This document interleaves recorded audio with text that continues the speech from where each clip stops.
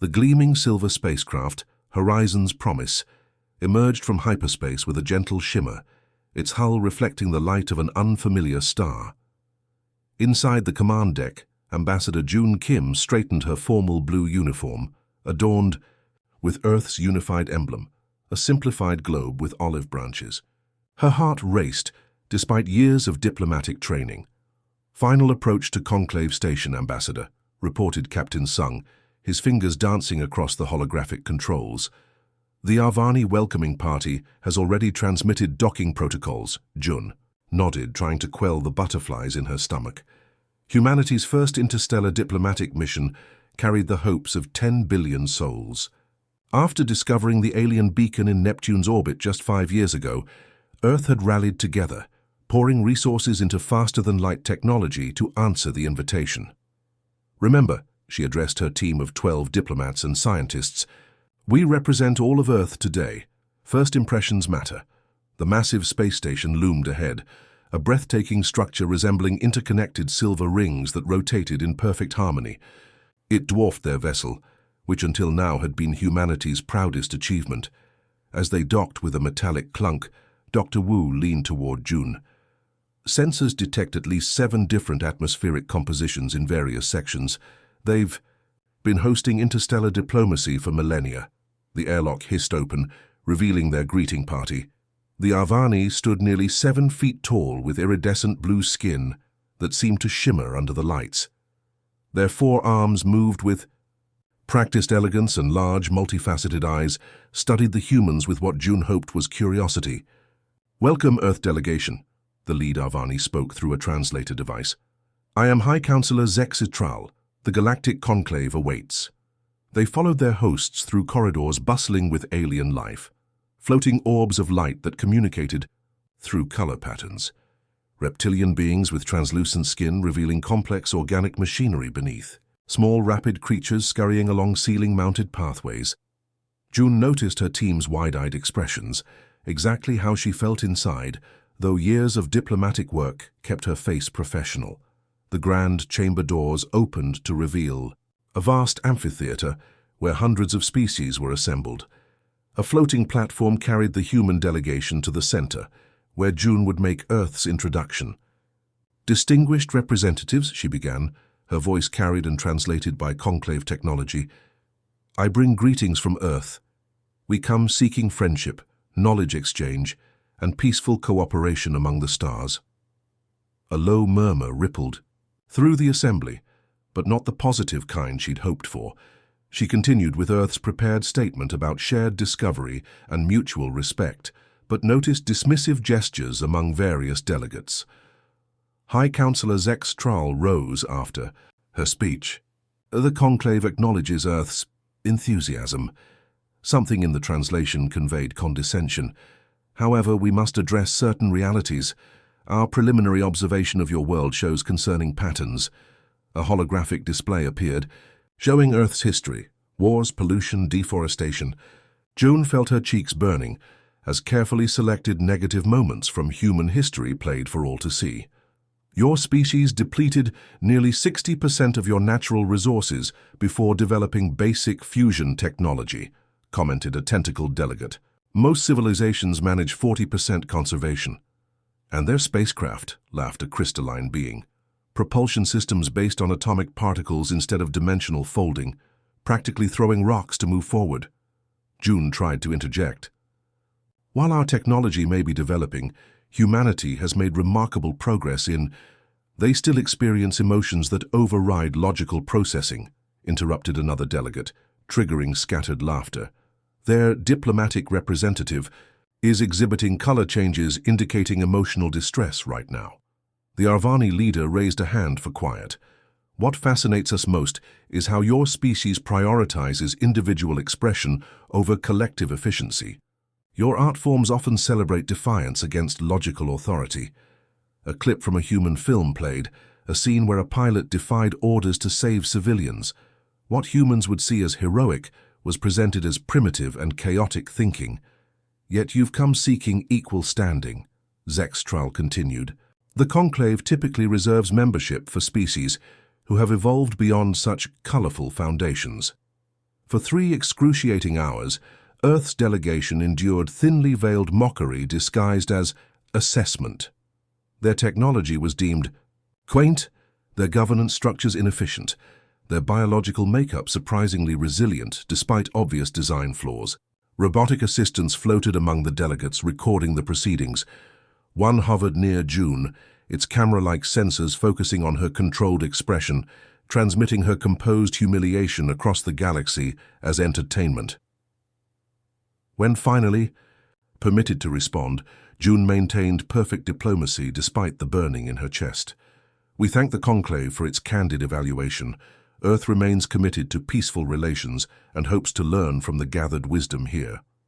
The session concluded with the Arvani proposing a developmental observation period before any meaningful relations could be established, essentially relegating Earth to the status of an interesting, primitive culture.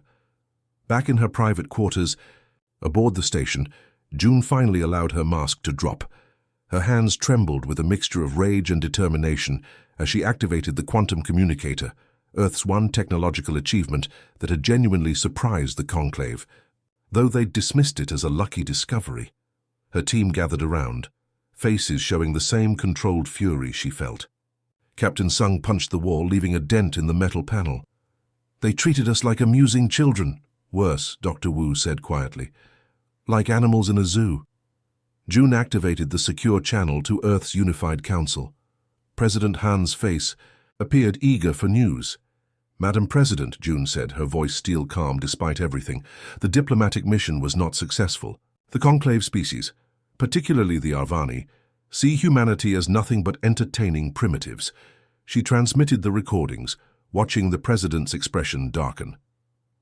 "Your recommendations, Ambassador?" President Han asked. June looked at her team, seeing resolution in their eyes before answering. "They see us as nothing but animals," she said simply. "Prepare accordingly." The quantum link closed, and June stared out at the glittering expanse of alien ships surrounding the station.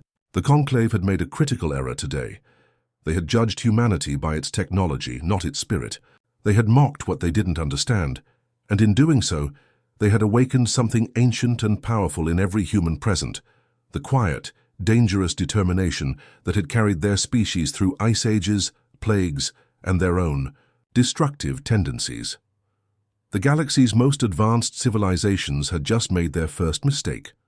President Han stood at the window of her office in the Unity Tower, watching rain streak down the glass as she contemplated the document on her desk. The Conclave's ultimatum had arrived 3 hours ago via quantum transmission, and its contents had already sent shockwaves through Earth's highest levels of government. "They actually put it in writing," said Defense Minister Jin, breaking the heavy silence. "Protected primitive status. They want to turn Earth into a cosmic wildlife preserve." The holographic display at the center of the room showed the detailed proposal. Earth would be allowed to develop at its natural pace, while Conclave observation posts would be established in orbit and at strategic locations across the planet. All technological advancement would be gently guided along approved paths. Human representatives could petition for review of their status in 200 years. "They've included a helpful brochure about other protected species," said Science Director Kang, her voice tight with controlled fury as she flipped through the projection. "Look at this. The Nelvarians of HD 85512, tentacled beings who developed basic agriculture before being placed under protection. Now they're the prized tourist attraction of their sector." A soft chime announced the arrival of Ambassador Jun Kim, who had returned from the Conclave station 2 months ago. She looked different now, harder, sharper around the edges. "Madam President," she nodded, "I see you've reviewed their generous offer. The Security Council meets in 20 minutes to formulate our response," President Han replied. "I wanted your input first." June glanced at the holographic display and gave a bitter laugh. "They expect us to roll over, to be good, obedient specimens." "We could stall," suggested Foreign Affairs Director Park. "Ask for amendments, better terms." "No," June interrupted. "I've spent enough time among them to know how this works. Any engagement with their proposal signals acceptance of the basic premise that they have the right to decide our fate." President Han turned from the window. Then what do you suggest, Ambassador? Something they would never expect, June said. Complete silence.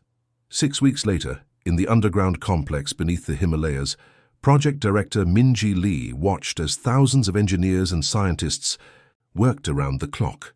The cavernous space hummed with energy as prototype generators were tested and modified.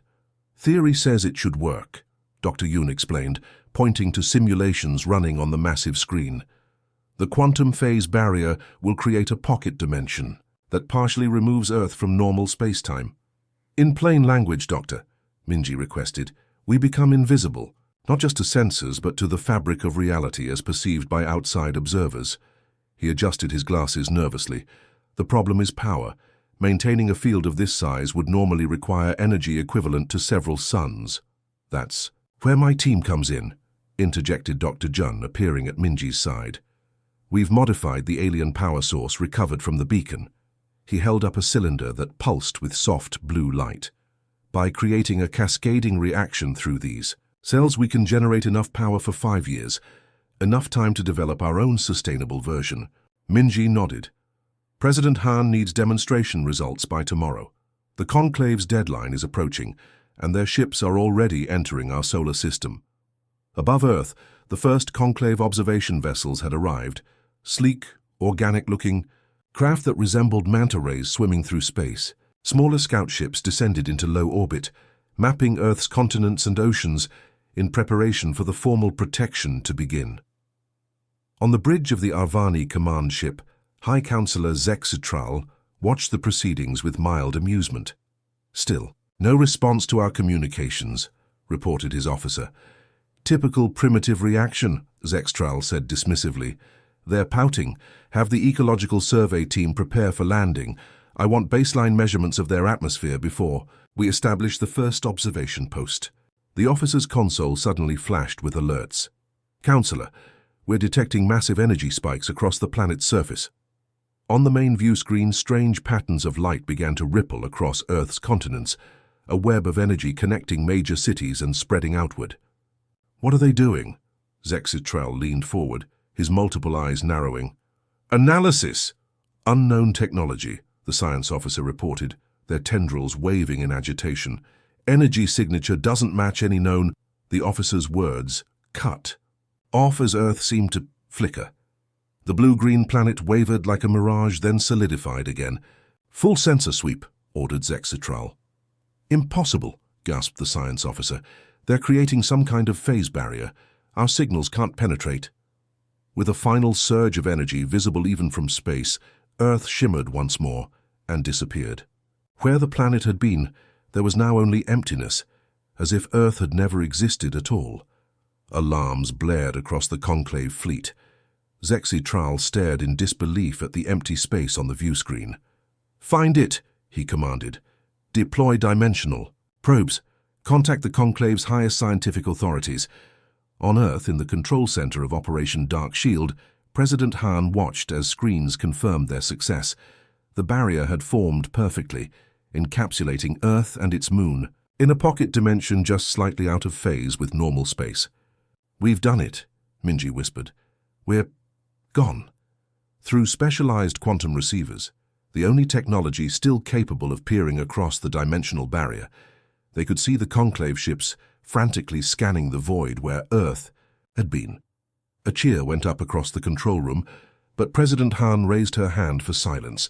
This isn't a victory, she said solemnly. This is just the beginning. Send the message to all nations. Phase 1 complete.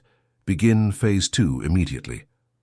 Outside the dimensional bubble, the Conclave's response evolved from confusion to outrage to mockery.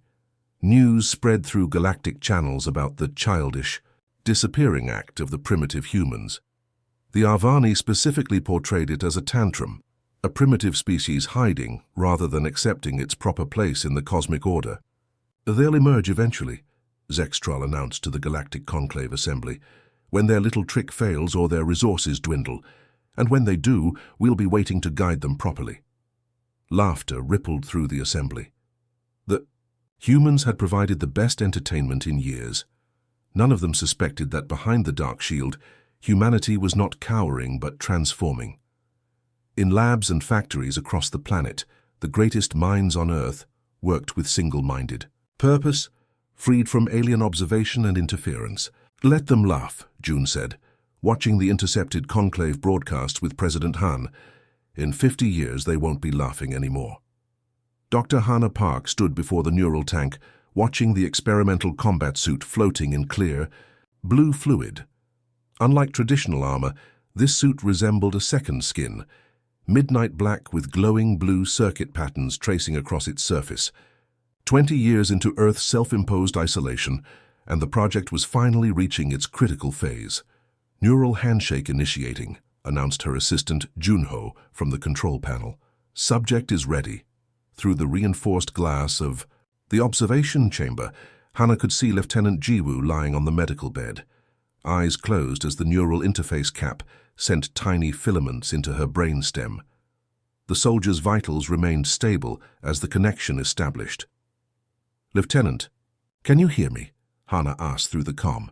"Loud and clear, Doctor," Jiwoo replied, her voice calm despite the experimental procedure. "I feel something at the edges of my thoughts, like a presence waiting." "That's the combat suit's integrated AI. Don't fight it. Let it merge with your consciousness." Hannah had spent 12 years developing this technology, a direct neural interface between human soldiers and advanced combat systems. The Conclave would have deemed it too dangerous, too unpredictable. Their records, stolen during first contact, showed they had abandoned this research path centuries ago, after failed experiments with other species. But humans were different. Their brains possessed a unique neuroplasticity, an ability to adapt that the Conclave had mocked as evolutionary. Inefficiency. On the monitors, brainwave patterns shifted as the neural handshake deepened. The floating combat suit in the tank twitched, responding to thoughts that weren't yet commands. "Connection at 60%, Junho reported. "Harmony achieved between primary and secondary cortex functions." Lieutenant Jiwoo's breathing quickened. "It's working, Dr. Park. I can feel the suit as if it's part of me." The midnight suit in the tank suddenly opened its eyes, glowing blue orbs where a human face would be. It raised its hand in perfect synchronization with Jiwoo's movement on the bed. Hannah smiled. Another breakthrough that would have been impossible under Conclave guidance. Across the Pacific, in what had once been an abandoned island military, Base General Taylor watched as his team prepared for the latest weapons test. The underground facility stretched for miles beneath the ocean floor, housing the most advanced energy research on the planet. "Dimensional tap is stable at 82%, reported Chief Engineer Day, monitoring the pulsing reactor core. "Ready when you—" "Our General," Tay nodded, his weathered face illuminated by the eerie purple glow of the dimensional breach. When Earth had first sealed itself away, his task had seemed impossible. Develop weapons capable of defending against species thousands of years more advanced. The Conclave's own records had deemed their approach unworkable, a waste of resources better spent on conventional antimatter weaponry. "Initiate firing sequence," he ordered. The test chamber, a reinforced cavern large enough to house a battleship, hummed as power flowed through conduits into the prototype cannon. Unlike standard energy weapons, this device didn't generate its own power. Instead, it created microscopic tears in reality, drawing energy directly from dimensions where physical laws operated differently. "Target locked," announced the weapons officer. "Firing in 3, 2, 1. A beam of impossible light, somehow both blinding and dark simultaneously, lanced from the cannon and struck the test target. A chunk of armor salvaged from the alien beacon that had first contacted Earth. Material the Conclave had classified as nearly indestructible. The armor didn't just melt or shatter, it simply ceased to exist, along with a perfect cylinder of the reinforced wall behind it. "Complete molecular disintegration," Day whispered, checking readings. "The dimensional energy didn't just destroy the target, it removed it from our reality." General Tay allowed himself a rare smile. "Excellent. Begin scaling up for ship-based deployment." Dr. Yong-min carefully extracted a vial of silvery fluid from the centrifuge, holding it up to the light. Within the laboratory complex beneath Old Geneva, his team had spent 30 years on what many had called impossible: medical nanotechnology that could repair cellular damage in real time. The fifth-generation nanites have successfully replicated, he reported to project director Soo Kim, and this batch shows 98% compatibility with human tissue. Soo approached, her eyes reflecting the metallic shimmer of the fluid. At 78, she was one of the few remaining scientists who had been present during first contact.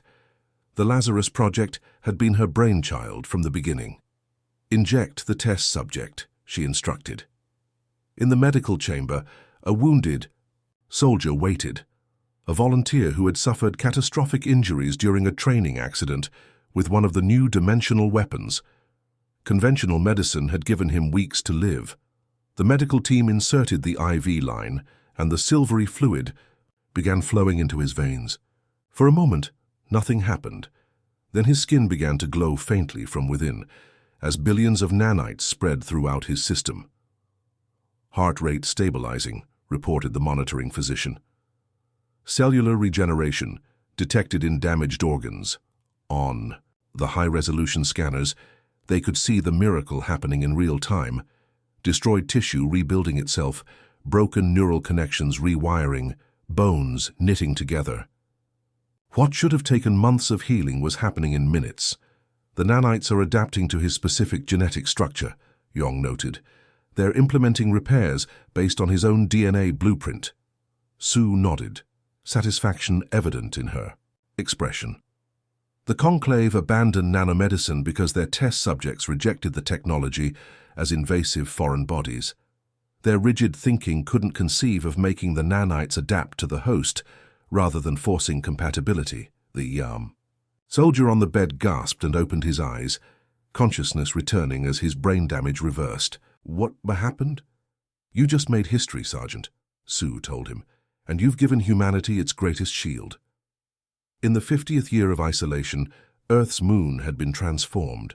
No longer a barren satellite, it now housed humanity's most ambitious project, a massive shipyard concealed within its largest craters. Here, using technologies that combined all of humanity's breakthroughs, the first fleet of Earth defense vessels took shape. Admiral Jin walked through the cavernous construction bay, inspecting the flagship of humanity's new armada. Unlike the smoothly organic ships of the Conclave or the geometrically perfect vessels of other alien civilizations, Earth's warships resembled ancient predators, angular, with sharp edges and matte black surfaces that absorbed light rather than reflecting it. The Silent Vengeance will be ready for trials next month, reported Shipyard Commander Hyun. Neural interface systems are online, dimensional weaponry installed, and the hull is infused with self-repairing nanites.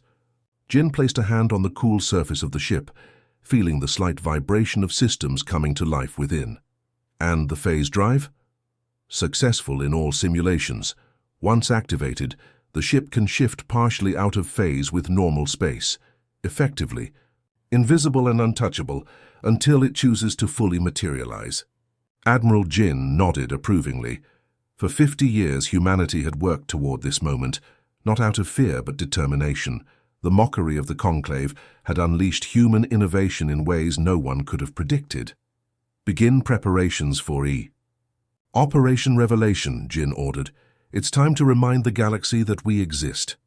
In orbit around a distant world, a Conclave observation post monitored routine traffic. The operators barely remembered why they maintained a sensor array pointed at the empty space where Earth had once been.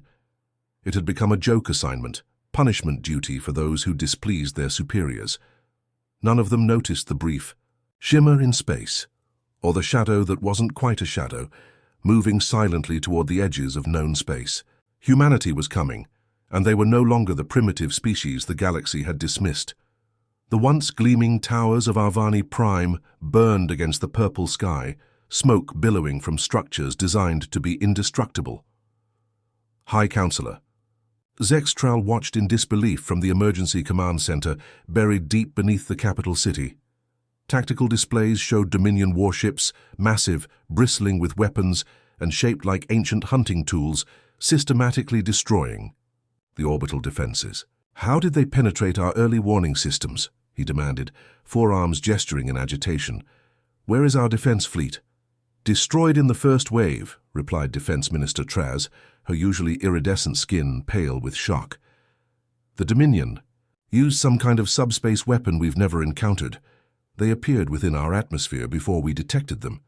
For decades, the Dominion had been a minor annoyance on the Conclave's borders, a species of reptilian warriors with rigid exoskeletons and natural armor plating, physically imposing but technologically primitive. Or so everyone had thought. 15. Worlds have fallen, reported the communications officer. The Dominion broadcast the same message at each conquest. The age of the Conclave is over. On the surface above, Dominion ground troops advanced through the city, 9-foot-tall soldiers, with augmented battle suits that shrugged off energy weapons. Their tactics showed none of their previous straightforward brutality. They moved with strategic precision that caught the Arvani defenders completely off guard. The Conclave emergency session has begun, announced an aide. They're requesting your presence. Zextral moved to the quantum projector, his image joining hundreds of others in the virtual emergency assembly. Species that had spent centuries in political maneuvering now huddled together in fear, their representatives showing various signs of distress according to their biology. The dominant have seized control of the main transmatter hub in Sector 12, announced the Palaxian representative, his gelatinous form quivering. We've lost contact with 30% of Conclave space. Their technology has advanced by at least 300 years in less than a decade, added the Virillian scientist. Our analysis suggests outside influence. Accusations flew across the assembly. Had one of the Conclave species secretly aided? The Dominion? Was this a coup from within? The debate halted abruptly as the central platform, reserved for emergency priority communications, activated unexpectedly. A figure materialized in the light, a human woman dressed in a sleek black uniform with subtle silver insignia. Her face was vaguely familiar to some of the older representatives. Ambassador Kim, Zexitral said, recognition dawning. Or should I say the ghost of Ambassador Kim? The human's expression remained impassive. Supreme Commander Kim now, Counselor. Earth sends its regards. Murmurs swept through the assembly. Earth, the primitive world that had vanished 50 years ago in what most considered a technological tantrum. This is a closed emergency session, sputtered the Conclave moderator. How did you breach our quantum protocols? The same way we've been watching you for 5 decades, Kim replied coolly. Your security was impressive. 50 years ago. On the tactical displays visible to Zexitral but not the assembly, new alerts flashed. Unknown vessels had appeared in orbit around Arvani. Prime ships unlike any in known space. Perfect black geometric shapes that sensors struggled to lock onto, as if they existed partially out of phase with reality itself. You've returned at an unfortunate time, Zextral said, fighting to maintain composure. As you can see, the Conclave faces an unprecedented crisis. Kim's lips curved in what humans would recognize as a smile without warmth. We know. We've been monitoring the Dominion's advance. Interesting timing, isn't it? Just as we prepared to re-emerge. The implication hung in the silence. Several representatives shifted uncomfortably. You think we orchestrated this attack? Demanded the Virillian scientist. Preposterous.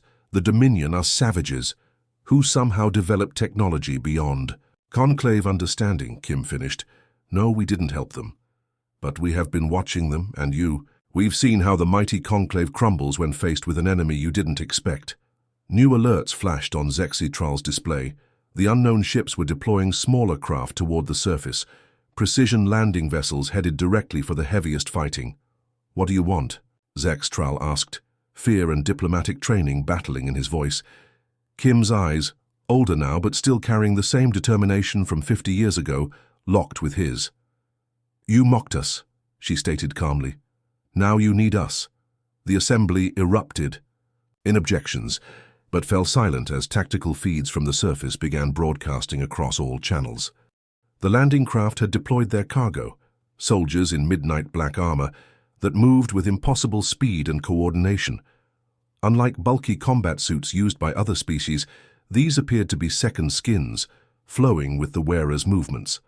Where Dominion forces had been advancing unstoppably, they now encountered resistance that shocked even the Arvani defenders watching.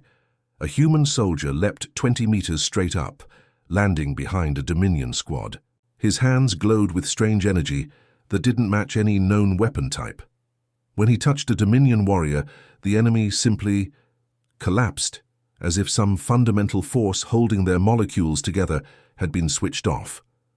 Another human took direct hits from 3 Dominion plasma cannons, damage that would vaporize any known species. The impacts left momentary glowing wounds that sealed themselves instantly, silver nanites visible even from a distance as they repaired the damage in real time. Most disturbing to the watching conclave representatives was how the humans moved, with machine precision but organic unpredictability. Neural combat systems, long abandoned as too dangerous by conclave scientists, had clearly been perfected. "What are we witnessing?" whispered the Palaxian representative. "The result of 50 years of unrestrained human development," Kim answered. "Without your guidance or restrictions, this is merely our first wave, standard infantry. In the battle zones, Dominion forces began a tactical retreat, something never before recorded in their history. The black-armored humans pressed forward, moving in formations that seemed to anticipate every counter-move. Your defensive positions are compromised here, here, and here," Kim continued, highlighting sections of the Arvani capital. "Our forces will secure these areas within the hour. We've deployed similar teams to 5 other besieged conclave worlds." Zextral struggled to process what he was seeing. The primitive species they had dismissed as barely worth notice had returned with technology that defied conclave understanding. The implications were staggering. "Why?" he finally asked. "Why would you help us after how we treated you?" Kim's expression remained unreadable. "Consider it a demonstration of what humanity has become and what we could have been to you as allies from the beginning." She let the statement hang in the air, allowing every representative to absorb its full meaning. "The Dominion believes they're the predator in this galaxy," she continued. "We're about to show them and you what real predators look like." On the surface of Arvani Prime, the tide had turned dramatically. The mysterious black ships in orbit now deployed larger forces, including hovering platforms that seemed to bend gravity itself. Where they focused their attention, Dominion troops found themselves unable to move, pinned by forces they couldn't comprehend. The conclave assembly watched in stunned silence as humanity revealed itself, not as the primitive species they remembered, but as something new and terrifying, a power that had evolved in isolation, unconstrained by conventional thinking. And in that moment, many representatives had the same disturbing thought. Perhaps mocking humanity had been their first mistake. And perhaps it would prove to be their last. The grand chamber of the conclave had been rebuilt after the Dominion attacks, its soaring crystal arches now reinforced with materials borrowed from human engineering principles. Sunlight streamed through the transparent ceiling, casting rainbow patterns across the gathered representatives of 1,000 worlds. In the center of the chamber, the negotiation table had been modified, no longer the tiered arrangement that had placed the Arvani and their closest allies at the highest positions. Now it formed a perfect circle, with Earth's delegation seated directly across from the Arvani. Supreme Commander June Kim, her black uniform adorned with subtle silver insignia, studied the document before her. The Treaty of New Beginnings, as it was being called, though many humans privately referred to it as the Humility Accord. "The final terms are acceptable," she announced, her voice carrying across the silent chamber. "Earth will sign." High Counselor Zextral, who had aged visibly in the months since the Dominion War, nodded solemnly. Gone was the condescension that had once characterized his interactions with humans. In its place was a wary respect bordering on fear. "The Conclave acknowledges Earth as a sovereign power," he stated formally. "All previous classifications regarding humanity are hereby expunged from our records. The treaty established Earth's right to colonize 12 previously unclaimed star systems, recognized human technological patents as proprietary, and, most significantly, restructured the Conclave's Leadership Council to include representatives from younger species, including humans. As the signing ceremony concluded, A Varillian scientist approached June with the cautious movements his crystalline species used to show deference. "Supreme Commander, my research team has been studying the weapon systems your forces deployed against the Dominion," he said. "We cannot comprehend how you draw energy from dimensions we've long considered inaccessible. Our equations suggest it should be impossible." June gave a small smile. "Perhaps your equations need revision. Would Earth be willing to share the underlying principles for purely scientific purposes?" the Varillian asked hopefully. "We'll consider knowledge exchange programs in the future," June replied diplomatically. "Once trust has been fully established." Across the chamber, other conversations followed similar patterns. The Palaxians were fascinated by human neural interface technology. The Mithrani couldn't understand how Earth's ships achieved partial phase shifting without disintegrating. The Krell hive mind was particularly disturbed by the nanite healing systems, which operated in ways that defied their understanding of cellular biology. At a private reception following the signing, Zexitral approached June as she stood alone, watching the gathered dignitaries. "Her remarkable achievement," he said, indicating the treaty. "Few would have predicted this outcome when our species first met." "Few bothered to look beyond their assumptions," June replied evenly. Zextral's multiple eyes blinked in the Arvani, expression of uncomfortable acknowledgement. "The Dominion captives we've interrogated revealed something disturbing. They believed they were attacking a weakened conclave, one without Earth." "Interesting timing," June noted, neither confirming nor denying the implication. "Did you orchestrate this? Wait until we were vulnerable before revealing yourselves." June sipped her drink. "The Dominion made their choices. We made ours." The answer wasn't really an answer, and both knew it. The truth that Earth's intelligence services had detected the Dominion build-up years earlier, but had chosen the precise moment of intervention for maximum diplomatic impact, would remain classified for decades. "My species ruled the conclave for 10,000 years, Zexitral said quietly. "Now, after one confrontation with yours, half our allies question our leadership." "Evolution can be difficult," June replied, without sympathy. 3 months later, Supreme Commander Kim stood on the observation deck of the Silent Vengeance as it approached Earth's first extrasolar colony.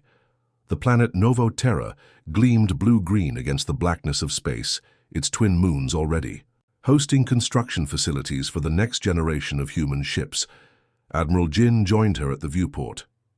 "The colony governor reports all systems operational. 10,000 settlers have already established the first city." June nodded approvingly. "And the shield technology?" "Each colony will have its own dark shield generator," Jin confirmed, "just in case." Behind them, the bridge crew efficiently managed the enormous vessel's approach. Unlike conclave ships with their segregated command structures, human vessels integrated officers from all specialties in a single command center, another innovation that had puzzled alien observers. "We've received over 300 diplomatic requests," Jin continued. "Species that barely acknowledged us during first contact now seek exclusive trade agreements, cultural exchanges, military alliances." "Funny how perspective changes," June remarked dryly. The ship's communications officer approached with a respectful nod.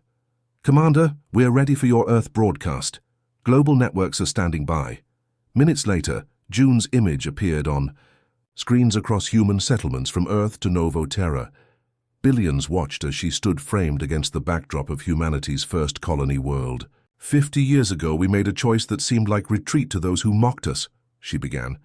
"Today we stand not as the primitive species they dismissed, but as architects of our own destiny among the stars."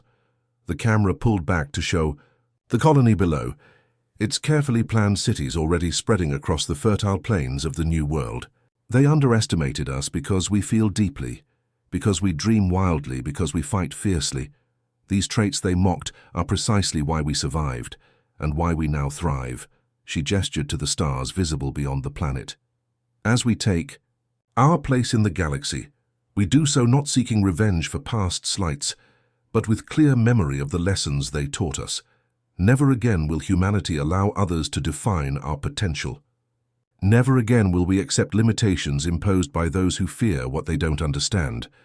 On thousands of worlds across conclave space, alien observers watched the broadcast with varying emotions. Among the Arvani leadership, there was grim acceptance of a new reality. The species they had once treated as entertaining primitives now held technologies that defied their science and military capabilities that had defeated an enemy they couldn't stop. In the decades that followed, humanity expanded cautiously but steadily, establishing colonies that blended harmoniously with their environments rather than conquering them, another approach that differed from conclave norms. Human diplomatic envoys appeared at galactic functions with quiet confidence, neither aggressive nor submissive. Most telling was how other young species began to emulate human methods and philosophies. The Tessari, previously content with their assigned development path, now openly questioned conclave restrictions on their research. The Nelvarians, once the prized zoo exhibit mentioned in the original protection proposal, petitioned for self-governance using Earth's example as precedent. The species that had once laughed at humanity now found themselves adapting to a galaxy where the unthinkable had happened. The primitives had become powers. And in diplomatic chambers and scientific councils across the conclave, one phrase entered the lexicon of multiple species, a cautionary reminder when encountering new civilizations. Remember the humans. The end.